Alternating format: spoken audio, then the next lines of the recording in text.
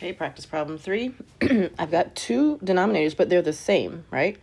So I have a 2, so I'm just going to multiply by 2. So the 1/2 gets multiplied by 2, not the parentheses.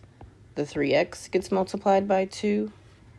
The 1/2 gets multiplied by 2, and the -8 gets multiplied by 2.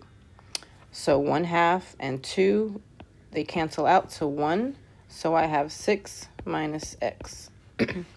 Then here I get plus 6x. So we're going to have 5 terms, actually.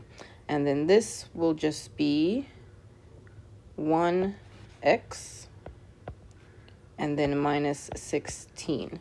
So there are 5 terms. The first one is 6. The second one is -x. The third one is 6x. The fourth one is x.